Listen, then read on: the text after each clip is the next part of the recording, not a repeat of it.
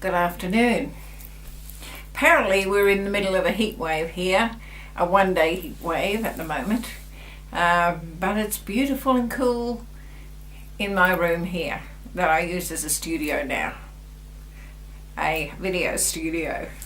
I'll have to get some more stuff, I know that. I contacted a whole lot of you today with regards to getting 100 people to subscribe, and when I do that we can achieve a dedicated address, which will be much easier for you, well, for everybody. So we're back to the YAMAS. We only have 2 to go, and it Patanjali started with the YAMAS. I will start with the YAMAS. It's like having the proper canvas and frame for the picture that will be your life, without knowing where the edges of the canvas are and where you're going to put the frame. Life or a painting would be fairly difficult. You wouldn't know how big or what kind, or whether it was paper, whether it was canvas, whatever. So the YAMAS give us the foundations for our life. You can't put the roof on until the foundations are done. And when I've done this, what I will do is we will start meandering through the hypermobility course, and I will address every question in every module so that you can have a teacher sitting in front of you while you are doing the course. If you want to get an exam marked at the end, then you have to send that to me. Okay, I would like also you to send me the modules that you go through, and I will attend to them also. So with regards to time and effort, it's big time and big effort from both of us, and not much cost to get you paying attention to hypermobility. Okay, the YAMAS.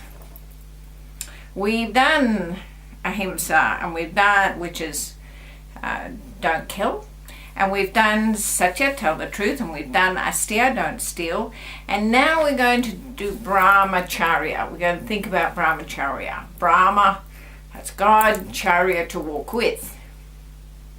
Now a lot of people express this as celibacy. I don't think that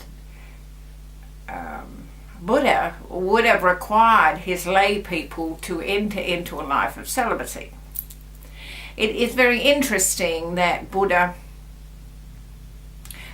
followers, the Sangha, primarily took notes when he was teaching teachers or teaching the leading people in the Sangha. Very little is known of what he taught to the villagers. Although he did the majority, I think he taught for 45 years, I'm not sure about that, but I think 45 years. And hardly anything is known or written down with regards to his teaching of the people in the villages that he went to visit and speak to. He was not primarily interested in building a fabulous Sangha. He wasn't terribly interested in building a pyramid shape with the pyramid on the longest part on the top and the narrowest part on the bottom. He wanted the people in the outlying villages and communities to be the receivers of his message. But the Sangha wasn't terribly interested in writing that down, which is quite opposite to Jesus, of course. We know heaps and heaps and heaps of what he taught to everybody, but there is only limited knowledge of what he taught to his disciples.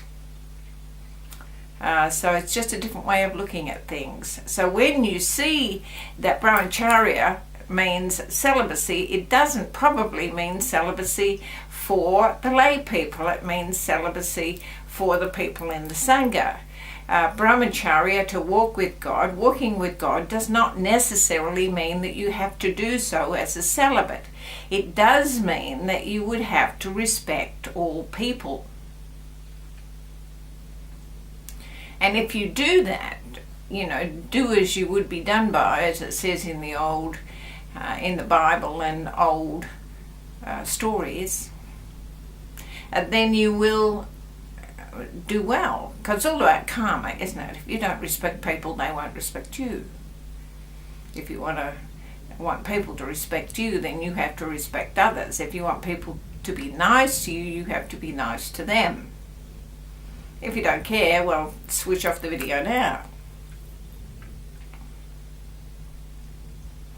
And if we take this into a sexual or a marriage situation, it means that you don't take what is not freely given. And that is not what you imagine to be freely given, but what is actually freely given. No strings. You know, as the film directors have found, it is a very costly exercise in this day and age to indulge in taking what is not freely given or making it a blackmail deal.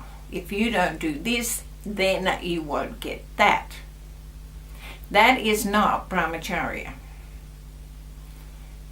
And one guy said to me, but I'm a man, you know, I need things. Oh, yes, you're a man, and yes, you probably need things, but don't take the things without asking. Don't assume because you're tall, dark and handsome or blonde and beautiful that the world is your oyster and you can do what you want. Respecting also means within the marriage situation that you respect your spouse there too. Just because you're married does not mean you're a part of the furniture or property. It also doesn't mean that you don't have to give in to that partnership. You know, it's no use respecting somebody isn't allowing them to have sex and then looking at the ceiling and counting the roses on the wallpaper. That isn't respecting you, and it's not respecting them. If your marital situation has got to the point where you are doing that, then you need to sit down and chat about things with your spouse or go to a counsellor. You need some assistance. Don't throw the baby out of the bathwater. Just say, okay, we've got to this point, we need some help. You know, in the old days, even in Victoria's time, people didn't live that long. So although they married and had heaps of kids, they didn't have to put up with their husbands for all that long. Nowadays, it is becoming less and less unusual for long-term partners to mean 40 or 50 or sometimes 60 years with a partner. That takes effort. That is long term. You really need the YAMAS when you are doing the long haul. You have to respect yourself and respect them. It might mean that you have to take some time apart. Whatever it means, deal with it as a responsible part of a partnership. Deal with it as a responsible human being. If you've got problems, go to a counsellor. Don't battle them by yourself. And don't try and make sense out of something that doesn't make sense to you.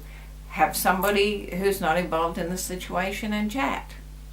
That's respecting yourself. So yes, Brahmacharya is about respecting yourself. It's not about celibacy. God didn't make ballet dancers and then ask them not to dance. That's my thought. It's about respecting yourself and respecting others, not about not doing. We've seen in the various churches what imposed celibacy does to a human being, and it is not good. You can't impose that on a human being. It has to be a voluntary thing, and there has to be a reason and a goal, and it has to be the right person at the right time in their life. It is not automatic celibacy. I have heard people say, oh well, you know, I said to my husband or my wife, well, I'm terribly sorry, but I'm a yogi and that's that. Well, no, that is not yogic. That is not respecting anybody, and that is not that. Lots of things will come from that are unintentional, unintended, and unfortunate. Brahmacharya, respect all things.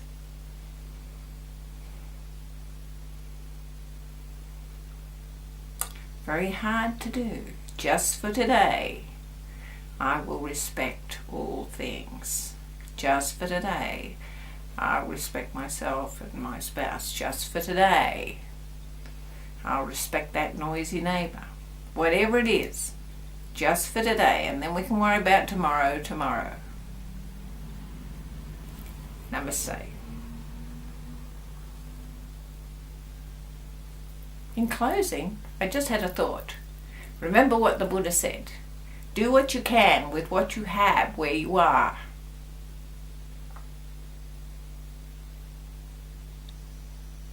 And please,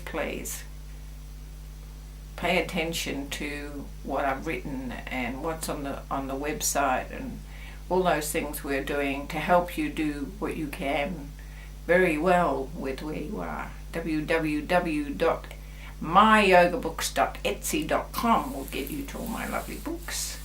And Jane Hope Williams YouTube, if you Google it, you'll get there. Please become a subscriber. Once again, namaste. What a glorious life we have.